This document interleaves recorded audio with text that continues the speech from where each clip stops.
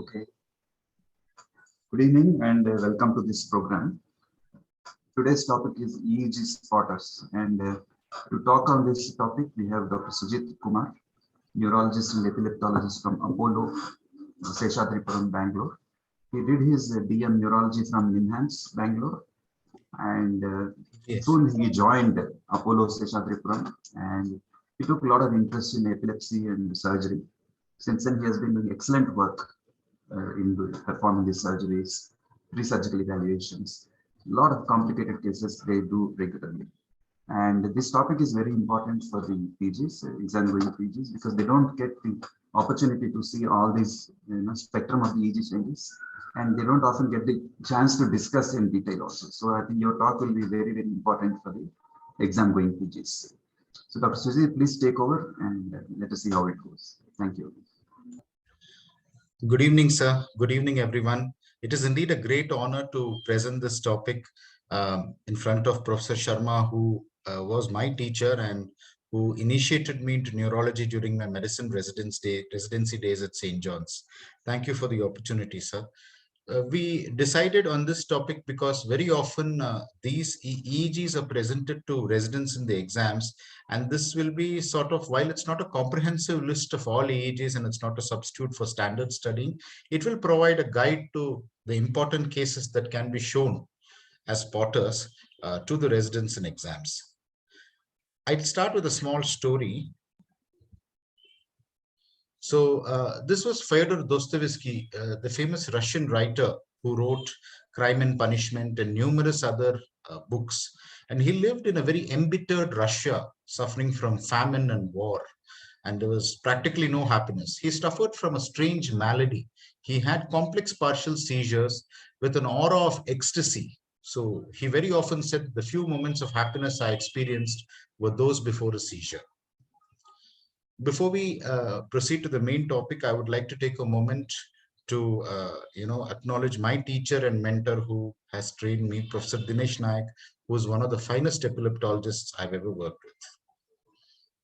We all know what EEG is, but what one must understand is reading an EEG is like seeing the brain. You're seeing the brain electrically. On MRI, we see the brain radiologically. So we are seeing the brain electrically, and this can give us a lot of information. So one must look at the background, physiological features, artifacts, abnormal transients, and benign variants, and then conclude. So we'll start today's talk. Now, this is a normal EEG. As you can see, there is a very nice alpha rhythm, which you can see. It is predominantly in the posterior head region. Alpha, as you know, is about 8 to 13 hertz. And, by about 10 years of age, it becomes a dominant rhythm and is seen very well. It wanes with age. And alpha rhythm is best seen over the posterior head region with the eyes closed and the muscles and mind relaxed. So it can be broken or it can be curtailed by various stimuli such as eye opening, such as somatosensory, and many other stimuli. So I will give you an example. This is an example of, as you can see, I've marked it, eyes open and eyes closed. The alpha rhythm gets disrupted, and once the eyes are closed, it starts again. So this is about the alpha rhythm. This is something that we see in a normal EEG. It's always important to proceed from normal to abnormal. This is a response to eye closure. Now here in this EEG, what you can see is, I don't know if this marker is visible, but you can see in the central region, there is a different rhythm from the alpha. It is almost the same as alpha, but the morphology is different. This is called the mu rhythm. The mu stands for motor cortex. So this rhythm comes from the sensory motor cortex, and it can be blocked by clenching the fist or by making movements. So it's important to see this mu rhythm also. It's more seen in younger people and usually declines with age. Now, this is what we call a slightly slow rhythm from 4 to 7 hertz. This is the theta rhythm. Now, as you can see, this is a patient who is asleep, and I will explain this in greater detail, but you can see some fast activity which looks like almost 12 to 14 hertz. Those are the sleep spindles which are seeing frontally predominant. So this is basically a sleep EEG, and you can see the rhythm is slow. So 4 to 7 is theta. This is physiological theta, which is seen in sleep, but it can be seen in pathological conditions like encephalopathy, diffuse head injury, many other conditions. and of course in children as it matures. Finally, 0 to 3 is the delta rhythm. This is, you can see it's very slow if you count. It's only about 2 to 3 hertz. And this is usually seen in pathological conditions like head injury, encephalopathy, various disorders. I'm sorry, sir. Some Now noise. what we are seeing here is we are proceeding. We're still with the normal EEG. Now, a very important thing is we need to know about the physiological aspects of EEG. So sleep is a very important part of EEG. So now as the person goes from drowsiness to sleep, goes through various stages of sleep, various changes are seen. So what you're seeing here, what I've shown you earlier, you're seeing some fast activity. These are sleep spindles. I will show you another one. Here it is well seen. By the word spindle, what was defined was that the amplitude increases and then decreases. So it's like a spindle. This is not always seen, but very often it is seen. Now, sleep spindles are seen in stage 1 and 2 of sleep, and they're very prominent. And one must look for the symmetry between the two sides. Very often, if one hemisphere is diseased due to epilepsy or various conditions, then the sleep spindles will be asymmetrical. So generally, they are seen over the frontocentral regions. As you can see, this is the F4C4 electrode. This is a double banana montage, and you can see to the FZ, CZ also, and P1, F3, C3 also. So this is believed to arise from the motor cortex. Sujit, one suggestion. Yes, sir. If you can just describe, point out, and then disclose what it is. Oh, okay, sir. Sure, sir. So We don't can do disclose that. it before All description. right, sir. Yeah. All right, sir. So we have seen about sleep spindles, but there are many other markers also seen normally in the EEG, which we must look for. So it's very important as a resident to read EEGs for several minutes or hours. This is very good if you spend some time, if you have an epilepsy monitoring unit, if you can go and read video EEGs in your spare time.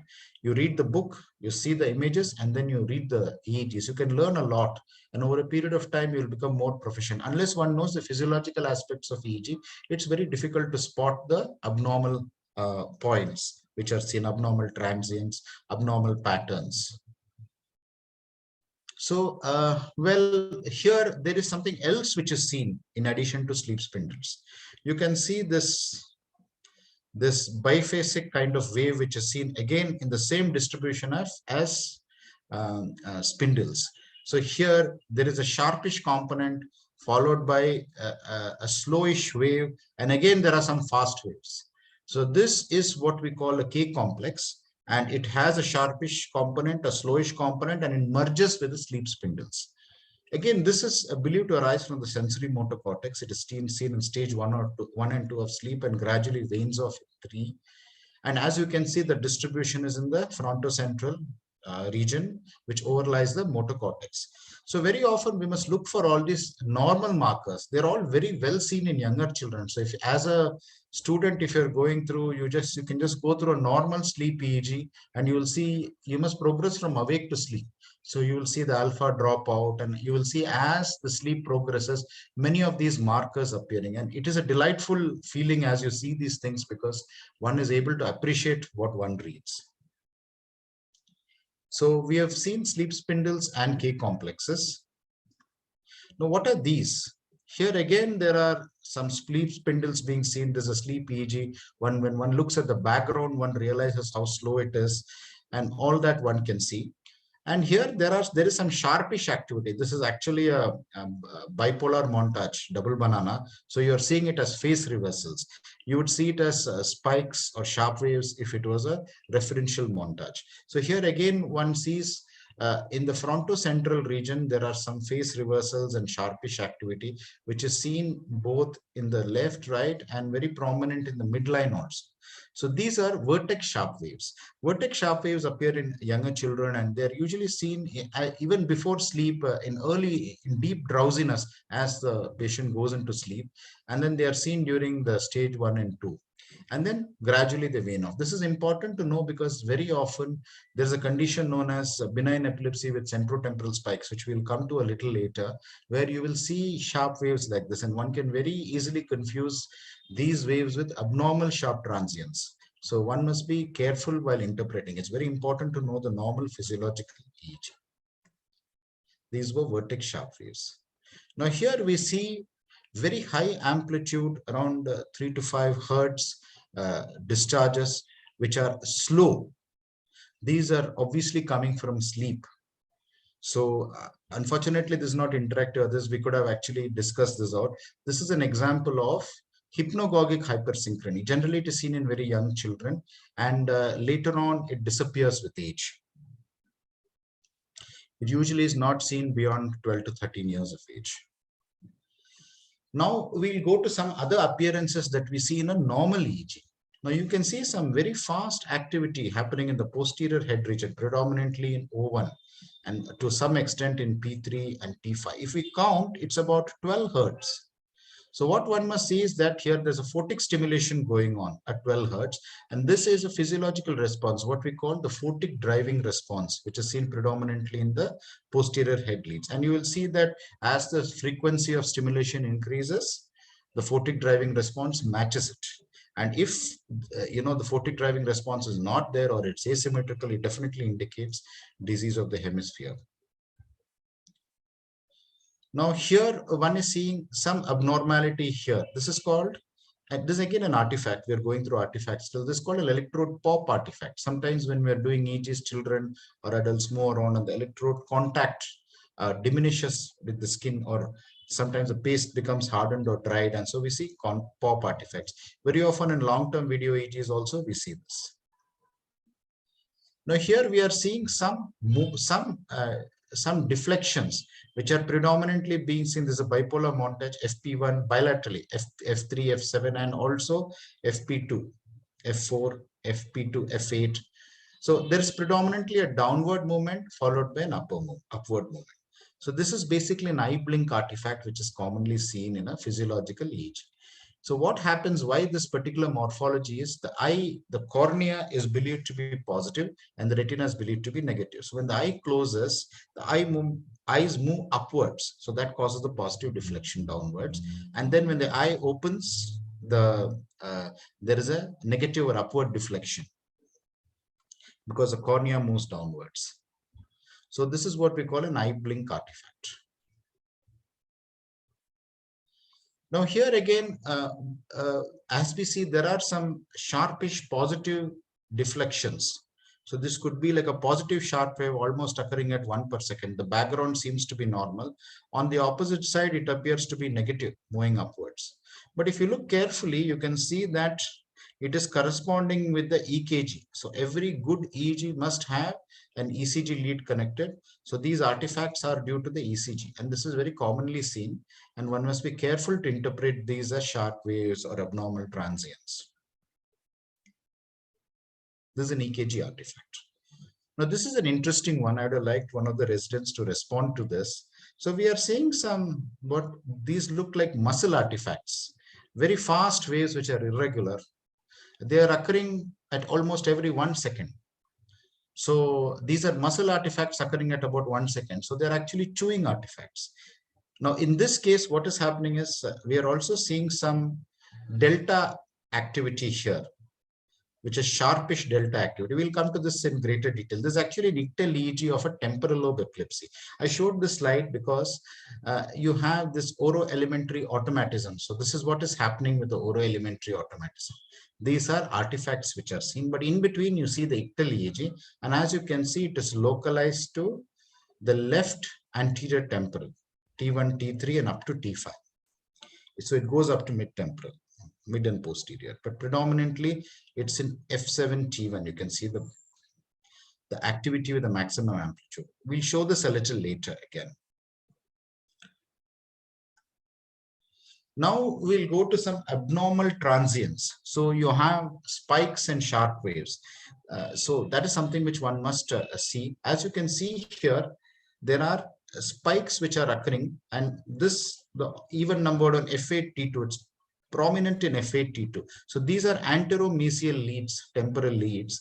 So in these we are seeing. So this is the kind of discharge one would see intricately in a temporal lobe, mesial temporal lobe epilepsy or a polar epilepsy.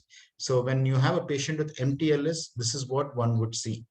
So you see there is nothing much happening on the right side. It is just the same field is being seen. And if you were to draw a box cursor, one can see that the preceding discharge is on, and there's a very after coming discharge on the left side, which is, what shall I say, this leads it by a few milliseconds. So clearly the discharge is on the right anterior temporal leads. This is very important when we see the interictal EEG in patients suffering from temporal lobe epilepsy. Now here one can see, if you see very carefully, you can see there is a definite slowing. It's almost a delta slowing which is occurring in the anterior temporal leads most prominently. It is not there in T4. So F8 and T2 one sees. This we see very often. It goes hand in hand with the previous EEG where we saw the temporal spikes. It's happening in the same leads. So this is what we called right anterior temporal lead slowing, or we call it as temporal intermittent rhythmic delta activity, TIRDA, which is usually very closely allied with temporal lobe epilepsy.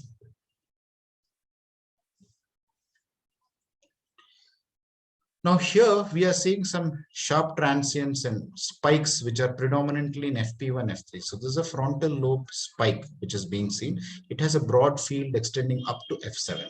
So this is usually seen in frontal lobe epilepsy. And there's an aftercoming slow wave also. So this is like a spike followed by a slow wave. So it localizes probably the lesion to the left anterior frontal leads. So coming to more generalized interictal discharges, as you can see here, the background looks quite normal, but you are seeing some generalized epileptiform discharges. So they are in the form of spikes, slow waves, and you can even see some polyspikes. So polyspikes are generally seen in generalized epilepsy like IgE, or in idiopathic generalized epilepsy, or even in juvenile myoclonic epilepsy. You're seeing two such discharges which are grouped together and they're generalized. But what is, one must observe carefully that in between you're getting some right frontal discharges also. So probably this is a right frontal epilepsy which is also manifesting with generalized epileptiform discharges. I showed this because it's important that very often in frontal lobe epilepsy it's very difficult to distinguish it from a generalized epileptiform disorder.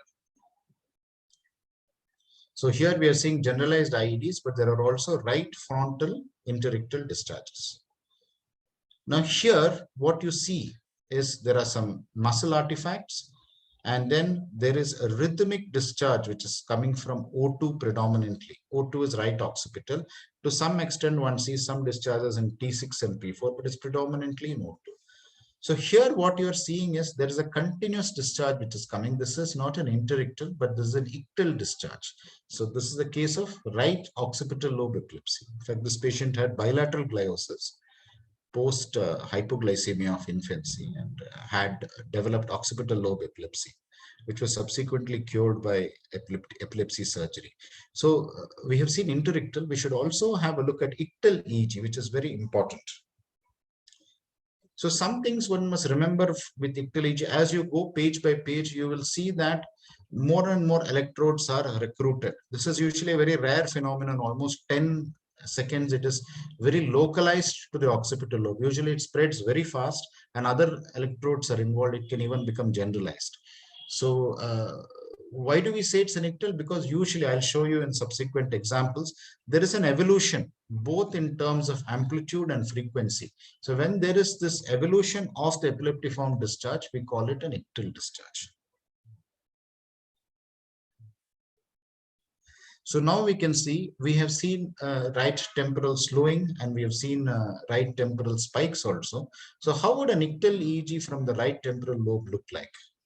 So this is how you're seeing some rhythmic slowing, which is beginning in T2 and T6. It's also there in F8, but it's obscured by some EMG artifacts. And as you can see, it evolves in frequency and amplitude. So what we are seeing is a ictal discharge coming from right anteromesial temporal leads. This is what is commonly seen in temporal lobe epilepsy, mesial temporal sclerosis. So this also is a very persistent pattern. If you were to read Patterns of Ictal EEG by Ebersole in temporal lobe, this looks more like a 1A persistent pattern of Ictal EEG. And this indicates a right temporal epilepsy, very clearly seen. Now, we will also look at some EEGs which are of Ictal EEG, but here I would like to show you something which is very rarely recorded, because generally we don't do long-term video EEGs on people with generalized epilepsy. So you see there are some generalized discharges here, one more generalized discharge, and then it picks off and becomes a continuous ictal discharge.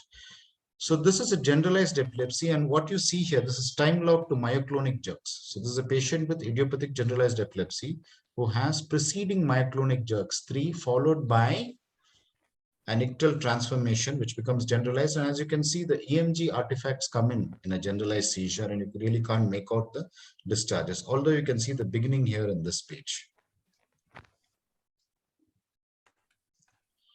So this was a generalized seizure preceded by myoclonic jerks and IgE syndrome.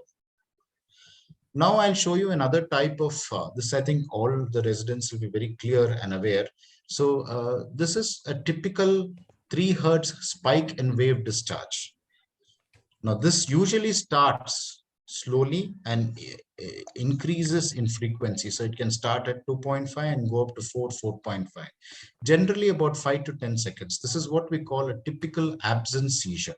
So these are usually frontally dominant and wane, as it reaches the posterior head region. And usually it's seen in both childhood absence epilepsy and so what happens is that, and several other syndromes also, what happens is usually the parents or teacher complain that the child is unresponsive for a few seconds or not paying attention, and when you do the EEG, this is what you see. So very typical discharge, and it has a predominant frontal dominance. So this 3 Hz is a typical spotter which is used in exams. What happens in absence seizures?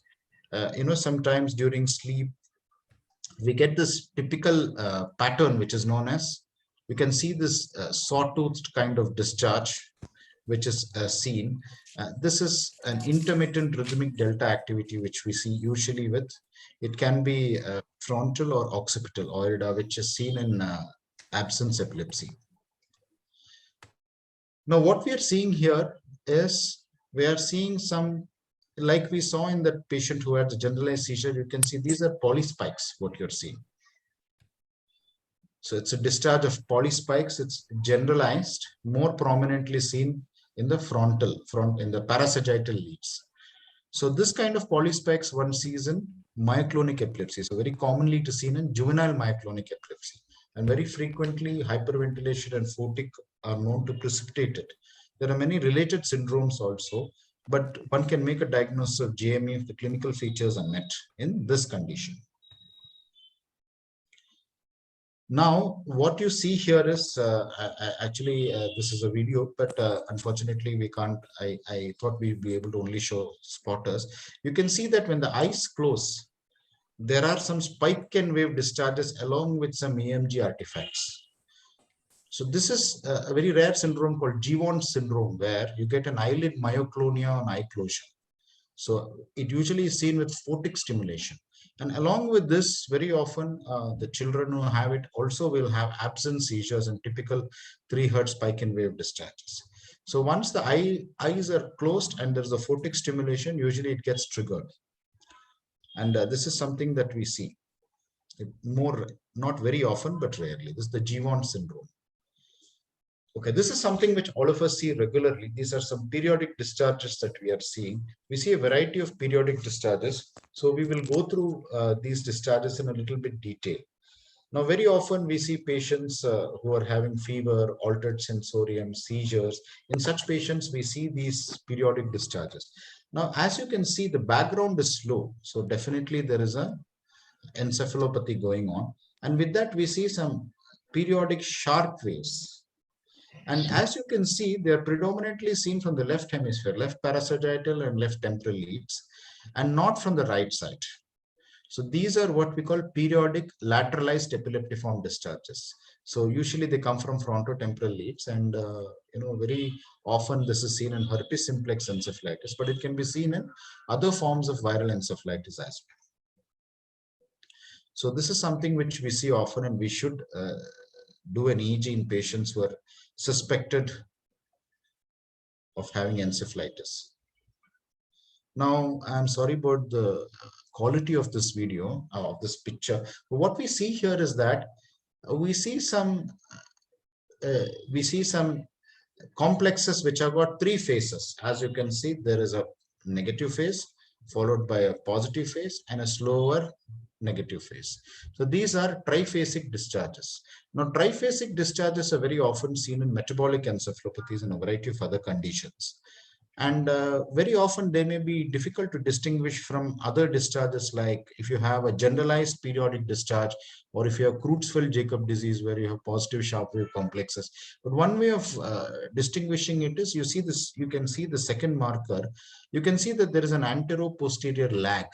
This is what helps us to differentiate. And of course, the morphology of the complex and the slow wave which comes later.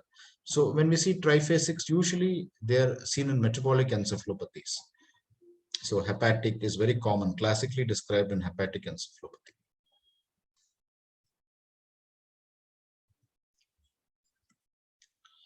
Now, this is something which we see, some rare disorders also one must see, because sometimes these are also spotters which can be seen. So what you're seeing here is there is a very poorly formed background. There's a sleep EEG, but a very poorly formed background. There's a 15-year-old, so obviously the background is very poor. And what you can see is there are runs of sharp waves and spikes. It's very fast, the background here, and this is seen in sleep. So this is called generalized paroxysmal fast activity. It's one of the markers of Lennox-Gastaut syndrome. And if we see this in sleep, usually, the patient will have an epileptic encephalopathy. So generally this was a patient who we saw who was much older, but generally Lennox-Gastaut syndrome is seen much earlier, before the age of 10 years. So we can see this generalized paroxysmal fast activity. Now here we are seeing some discharges there are sharp waves and spikes which are coming from the frontocentral leads. They're asymmetric, they're seen in temporal leads also, but not very well seen in the left hemisphere. In fact, they are seen of a different polarity in the left hemisphere, and not very well seen in the midline leads also. So what we have is, we have frontotemporal or centrotemporal discharges. So this is what we call benign Rolandic epilepsy. Now it's called benign epilepsy with centrotemporal spikes. So generally, this is a very relatively benign condition seen in younger children, 3-4 years of age. And usually for this child, for instance, the discharges are predominantly coming from the right frontocentral temporal lead. So had presented with a left facial focal seizure during sleep. And then generally they are quite benign and resolve after a few years. Some patients even resolve without treatment, but we do give medication, and it's a relatively benign condition. But there are atypical variants of benign epilepsy with centrotemporal spikes, which are more ominous. Now here, what we are seeing some epileptiform discharges. They are predominantly in the form of a spike and slow wave, spike and slow wave. As you can see, they are bilateral frontal predominant. So this is not like the 3 Hz spike and wave we saw, it is much slower. So this is called an atypical absence. So it is less than 2.5 per Hertz per second, 2.5 waves per second. So this is basically an atypical or slow absence, which is commonly seen in conditions like Lennox-Gastaut, where there is severe sort of epileptic encephalopathy, and usually associated with a poor prognosis. The clinical correlate is sometimes you get atypical absence, like an absence seizure, where patient has staring episodes. So usually this is associated with a poor prognosis. Now, this is a very rare but very important discharge which one must see. As you can see here, there are spike and wave discharges occurring continuously. Okay, they are seen in both hemispheres, and they're continuously. If you were to see this child's recording, you will see that it continues and occupies more than 85% of the sleep. So this is a rare condition known as continuous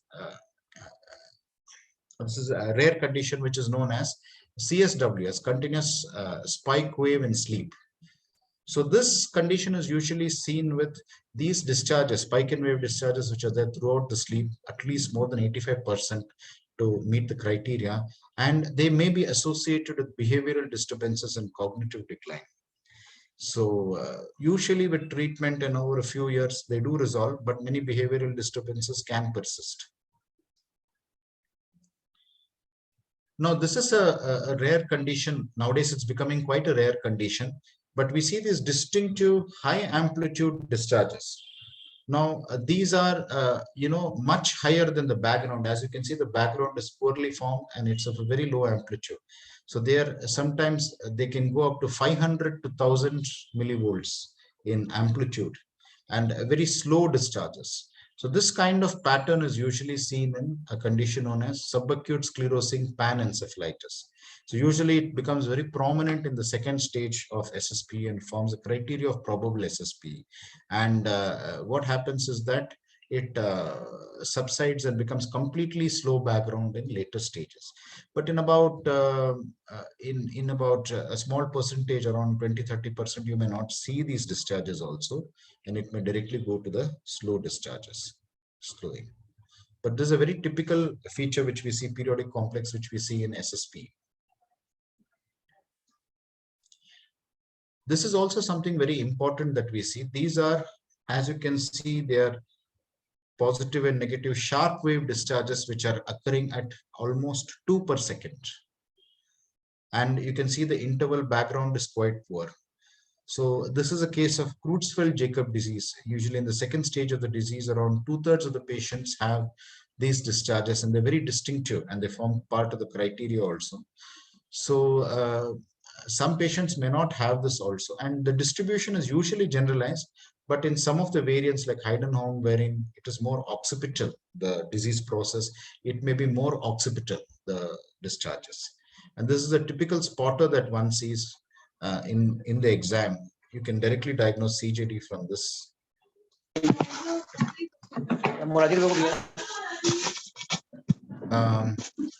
Now, this is something which we come across very often in clinical practice.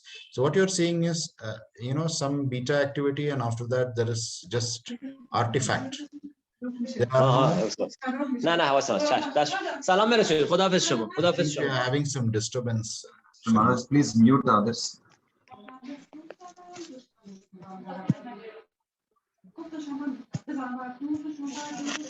So Shailendra, please mute others. Yes.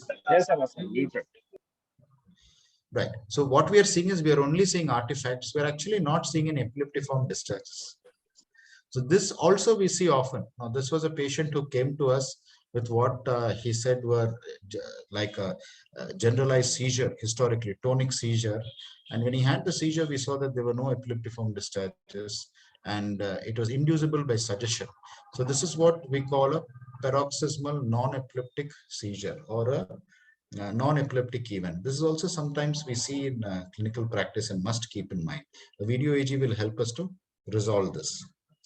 So my purpose in describing these EEGs are, these are all some typical EEGs that we see, and some rare disorders also.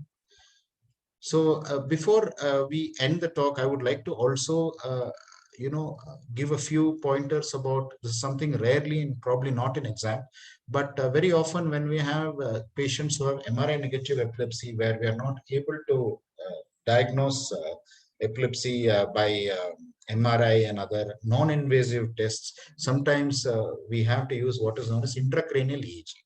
So how does an intracranial EEG look? One thing is that with intracranial EEG, when you record from the brain surface, the potentials are much higher.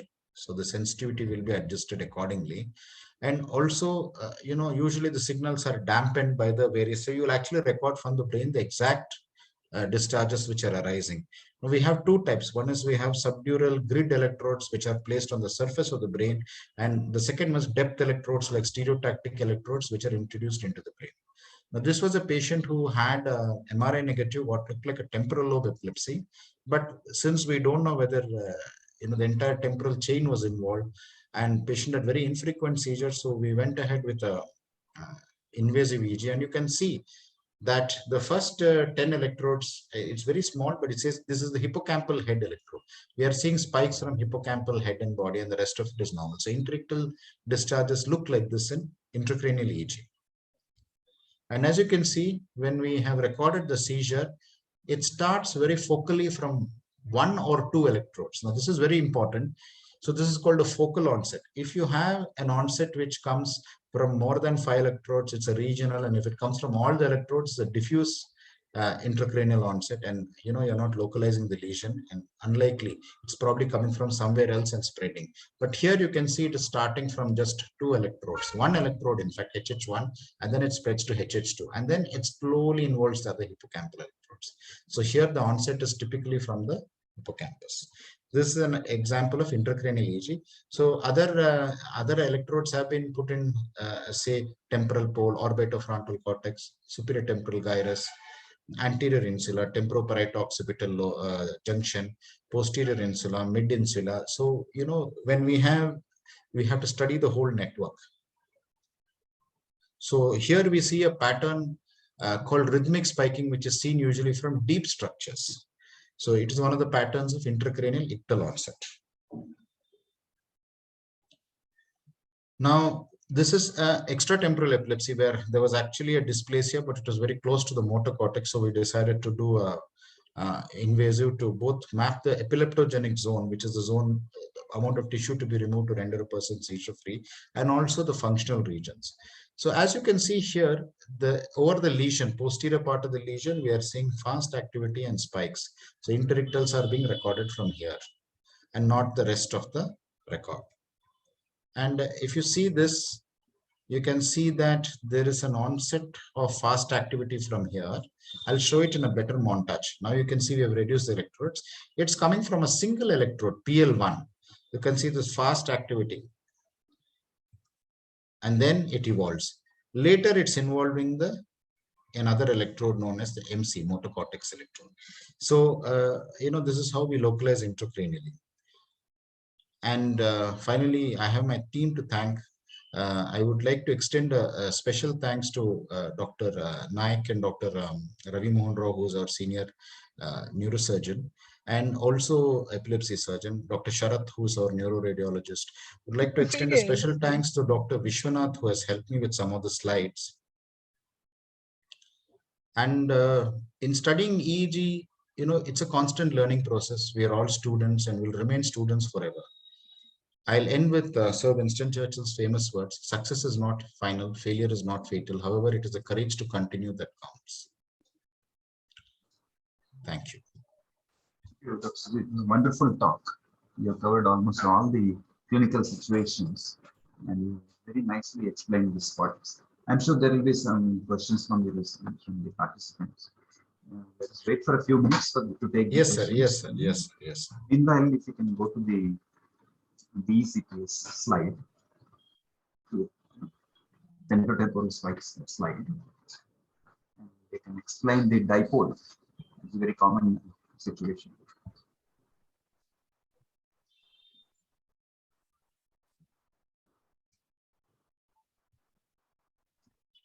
One question: is there a good visual way to differentiate spikes from sharp waves without measurement?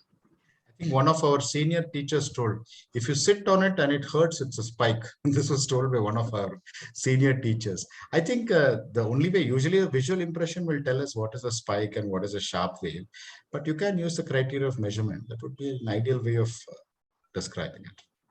Authorities use them interchangeably because they carry the same significance. Yeah, they carry the same significance, exactly. Can you show the BCTS slide? Childhood epilepsy with temporotemporal spikes. Can you go back? BCTS, benign epilepsy. Okay, I will have to share, I think, sir. Just open it. There is one more question on Eversole spikes. Let's see. I'll just go to the.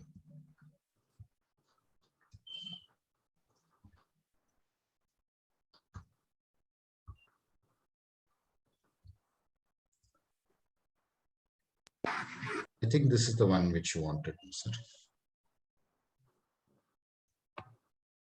Is it the same thing? One more. F4. F4 maximum discharge. It's not going into slideshow. Go to slideshow, please. Keep it in the same mode. Oh, I'm sorry. I'll just go back, sir. One Yes, moment. yes. This is the one. What was the question, sir? Explain the polarity, that dipole. The previous one, I think. Same This is a generalized discharge. You mean to say in the temporal lobe discharge, sir? No, yeah, this one, this benign Rolandic epilepsy. Yeah, benign Rolandic, yeah, this is quite clear. So one moment. Here, this one. So here what we are seeing is there is a negativity upwards, F4. Okay, a negativity upwards. So if you see, there's a negativity coming from the right frontocentral, and if you actually draw a box cursor, you will see that there is a positivity from the opposite side. So the dipole extends from the right frontal to the left. That is how it is placed. That's what it means.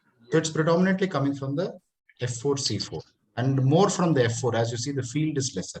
You can actually measure it and calculate it also. There is one question. Ebersol spike. Somebody wanted to know about Ebersol. So the thing is, I was actually talking about the Ebersol epileptiform patterns.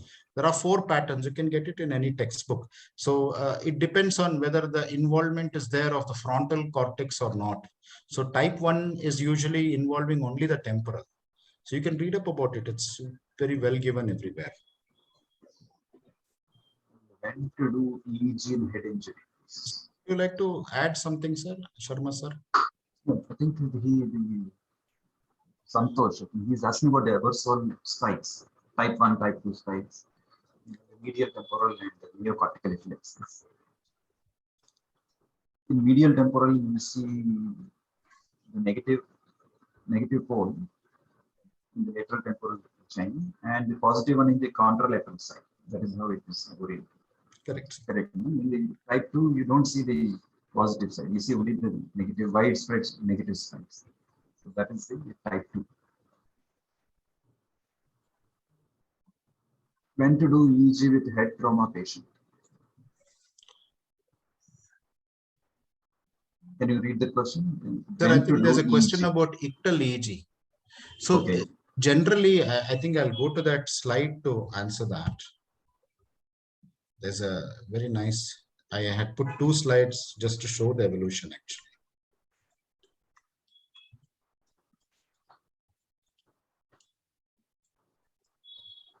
Yeah.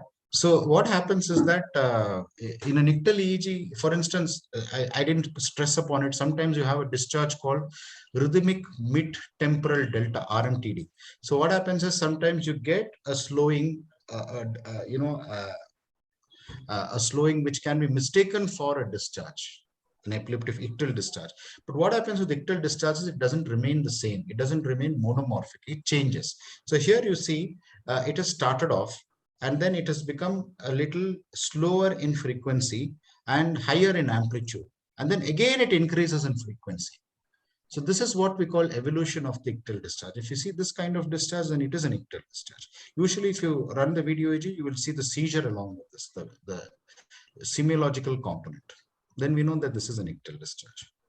I think the question is also related to the Salzburg criteria for non-convulsive status. The question is it necessary to have evolution if the frequency is more than 2.5? I think when we do the EEG in patients with coma, suspecting non-convulsive status, if the discharge lasts 10 seconds or more, at frequency of more than 2.5 hertz, that satisfies the criteria of non-convulsive. You don't have to have evolution. And that's what they want to clarify. Yes, sir. Yes, sir. I meant it in terms of focal evolution. Yes. And what is the anterior-posterior lag? In triphasic case, not seizure, it's in triphasic case. I think you can show that slide and explain. Yes, sir, yes, sir. I think if you actually mark it, you'll be able to make out better. It's quite clear in classically, it is there in your picture. Yes, sir. Very nice. Yeah. So here you can actually see that from the anteriorly, you see if you were to draw a line, you see there is a lag. It is moving posterior. As you go posteriorly, there's a lag. This is what we mean by anteroposterior lag. If the discharge doesn't remain at the sea, it becomes a little slower. So when we see the anteroposterior lag, it's usually not seen in CJD, it is seen in triphasics. Anything you would like to add to this, sir? I think you have to look at the nadir of the positive way. You can go back to the picture. You see the nadir at the frontopolar leads comes earlier than the nadir at the occipital. Yes. That's what we mean by anterior posterior. So it comes first in anterior leads and later after a few milliseconds in the posterior dip, no? Nadir of the discharge comes later in the posterior leads. That is what is called as lag. And what is the reason for this? The question is why there is a lag. I think mechanism of anterior posterior lag. Isn't it because of, I'm not sure, but I think it's because of the encephalopathy? I think it's the propagation of the slow wave from anterior posterior. Anterior posterior, yes, sir. What is the indication of attenuation of EEG? What? I didn't understand the question, but I think probably what they mean is, why do you attenuate the EEG? Sometimes what happens is, if you have a very large amplitude discharges, you would like to attenuate the sensitivity so that you can see it better. If one line goes into the other, the amplitude is very high. I think that's what is the indication for attenuation. But the ictal pattern, they mean ictal pattern. Ictal pattern, yeah. Sometimes in frontal lobe epilepsies, we see a complete attenuation of the background. That is one of the patterns of ictal EEG that is seen. So sudden change in the amplitude. That is sudden change in the amplitude indicates ictal pattern. I have not shown any of those, but very often we see there is an ictal pattern which is seen. You can see sometimes a generalized attenuation of background. More often seen in frontal lobe epilepsies. Yes. What is QEEG? So that is something which we don't use that often. Basically, it's quantitative and algorithms are used to calculate various things. We use in ICU EEG systems, we use that. Yes, sir. We use it for continuous EEG monitoring also, sir. Yes, sir. So you see patterns to identify the... We get the spectrum, amplitude spectrum, frequency spectrum. Preterm EEG is different from term. Yes, that is true, but that's an entire topic on a chapter on itself, maturation of EEG and all that, which is a little, I think, more from the exam point of view, it is not, but you can of course read it up. It is very well written in Niedermeyer. The main important thing will be the reactivity of the EEG to various stimuli. Yes, sir, exactly, and, reactivity. A good change from state to state. That's a healthy baby. In HI, you don't see that. In severe HI, at least you don't see that. Correct, sir. In fact, many of the markers that we see normally, reactivity to light, eye closure, so many things will be different in baby with HI. Next, what is Stereo-EEG? You can just talk about Stereo-EEG, I think we showed an example. This is Stereo-EEG. I'll show you. I think the technique, I think they need to know what is the So what happens is that the French in the 19th century, in fact, it was the people called Banquard and Talleyrand who first developed stereo-EEG in the pre-MRI and CT era. So they felt that certain structures like say hippocampus, insula, precuneus, there are some structures which are deep, cingulate gyrus, which actually can produce epileptiform discharges, which you cannot evaluate with a intracranial mat or a subdural grid which is placed on the surface. So they felt that you need to have electrodes which can go from the lateral surface to the medial surface.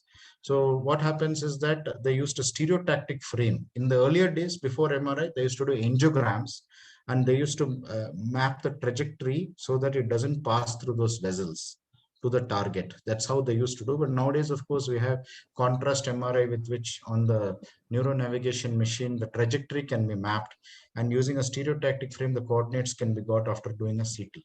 So once we get the coordinates, we have planned the trajectory, say to hippocampal head, hippocampal body, then to say temporal pole, superior temporal gyrus, language area. So like that, various trajectories are planned and those electrodes are implanted. So you have electrodes with about 7 to 10 contacts. And once they're implanted, each electrode will record. So you will see medial to lateral on the same EEG. So it looked like this. What I had shown you, this is intracranial EEG. This is how it looked like. Even a subdural grid placed will look like this once it is done. And then we record from it. So there are many other things. It's a very complicated thing. You can even record high frequency oscillations, which are supposed to be more sensitive and specific as compared to the spike and wave that we normally record as interictals. So there are techniques of recording that also by increasing the sampling rate. So this is in nutshell Stereo-EEG. So the advantages of Stereo-EEG versus say subdural grid is it is minimally invasive. It is done under local anesthesia. You don't need to give a general anesthesia. And once the EEG is done, it is very comfortable for the patient. There's no pain. Whereas subdural can produce facial swelling, it can produce infection. Chances are much more because a huge craniotomy has to be done. So Stereo-EEG is becoming popular, but again, it's a very expensive process. Next question, Tirda versus RMT. So what happens is that RMTD is very monomorphic, and usually you can make out, whereas Tirda will show some variation in the frequency will be there because it's pathological. Polymorphic slowing will be done. Yes, sir. What is I didn't understand this ictal interictal continuum. Okay. I'm not sure. Yeah, these patterns, certain patterns like plates, for example, sometimes you cannot say it is ictal or interictal. Correct, so sir. they are We labeled cannot. as ictal interictal. That is where these criteria have Salzburg's criteria. Even the other child which you have shown with 80% spikes in sleep. Yes, sir. It's very difficult to say they are ictal or interictal. So that is what is known as ictal interictal continuum. So if you go through the modified Salzburg criteria, they are very nicely they have laid out how to diagnose this. Sometimes it is not possible. There are many cases which do not meet the criteria for ictal pattern. And in such cases, we are supposed to give benzodiazepine shot and see if it settles down and patient improves. Then it's considered as ictal. Otherwise, we just leave it as a ictal interictal continuum. The patterns like birds, all those patterns, they're called interictal. It will continue. Next question is, do you have any reflex seizure EEG? I don't have, but I think we have seen it often. Maybe that. We've seen it often. And Shailendra, please mute the audience. Shailendra, can you mute the audience?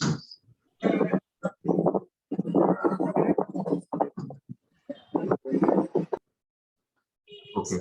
Now, I think the case which you showed, no? Fixation of sensitivity on eye closure, he got it.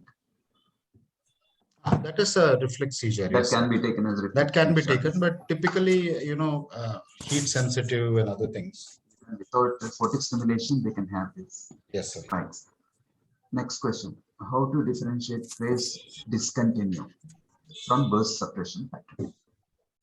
Burst suppression will persist in all stages, awake and asleep. Whereas phase discontinue is seen in sleep mode, in awake stage. That's why you should record all stages of sleep in neonates. If you record only sleep EEG, you will not be able to differentiate. And sometimes you can see the spike components in burst suppression. That is abnormal. So you have to look at the stage of the awake or sleep in which you see this. If it is seen in all stages, it is burst suppression. If there are spike components, it is burst suppression. And reactivity. Phase discontinue change, the EEG will react to stimuli, alerting stimuli, for example. But burst suppression will not be responsive to this. Anything else you want to add, Sujit? So burst suppression is something which we see sometimes in, it can be induced also in the sense that if somebody with deepening anesthesia, one can see burst suppression. We use it sometimes in status epilepticus also. Yes. Next question. Can non-convulsive status be unresponsive to lorazepam? Usually it responds. Would you like to say, sir? Sharma sir? Yeah, there are cases which are resistant to Yeah, benzodiazepines. exactly. So if it responds, it is stable. Response means both clinical and EEG response has to be there. Then we can say it is NCS. If it doesn't respond, we have not resolved the issue. CS progress to super refractory Yes. status epilepticus.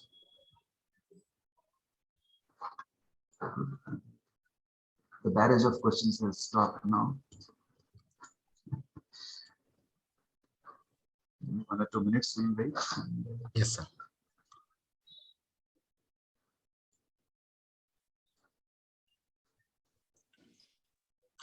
So would you like to add if any other disorders we could have covered or anything else? LCSC pattern, there are so many things. See, for Yeah, example, there are so many, but I mean, because of the purview of the target is exam going PGs, they should be able to recognize the common patterns. So that is why we have taken this. What are the empirical findings of absent seizure in EEG? But I think we did mention it. You can get occipital intermittent rhythmic delta activity. And sir, would you like to add something? We can see the empirical spikes as well. And the important thing is they can be unilateral, but shifting, shifting localization. Sometimes right, sometimes left. But ultimately they balance out empirical spikes. They need not be bilateral. That is important. So just because you see a focal spike doesn't make it as a focal epilepsy. You have to see the predominant spikes are coming consistently from one side, then you have to suspect focal. If there is a shifting laterality, it is still consistent with a generalized epilepsy like absence. Yeah, I think this is a good solution. Hypseragmia, we have not Yeah, shown. I think we can include that the next time. Yeah. Some more of pediatric syndromes also we can include. Yeah. Neonatal is a totally different topic. I don't think anybody will be questioned on it. At the DM level, neonatal may not be questioned. True, hypseragmia we should have covered. Otherwise, you have done everything. You have covered all the classic patterns. Okay, shall we close it then? Yes. Okay. So a question has come. Focal discharges in generalized epilepsy. How to differentiate? So I think I showed you what happens is that, I mean, sir also mentioned, you will see the predominant pattern in generalized epilepsy. So supposing it's JME, there will be polyspikes, there may be spike and wave discharges. So if you see focal spikes alone, it may not conclude it as a focal epilepsy. Whereas a focal epilepsy will have predominantly focal spikes with some generalized discharges. And there may be a focal slowing. This very often we see in frontal lobe epilepsies. Same question has come again. Yeah, I think sir has discussed it in detail, the nadir of the wave. This talk will be available on YouTube. So you can go back and we had a discussion on this. How to differentiate hypnagogic from generalized seizure. Yeah, it is totally different. No, it is slow activity. It comes from sleep, and it is high amplitude. It lacks the features of a seizure. And no evolution. Yeah, hypnagogic does not evolve. There is generalized seizure. And spikes. You don't see spike component in hypnagogic. Exactly, sir. We don't see the other components. We see only slowing and high amplitude. And generally, it's a pattern which is seen in younger children, and it's seen only in sleep.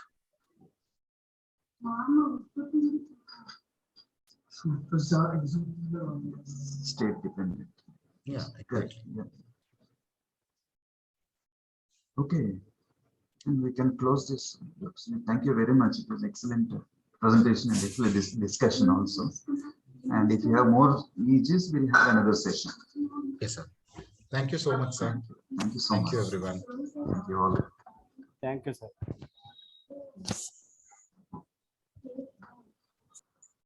You can stop recording.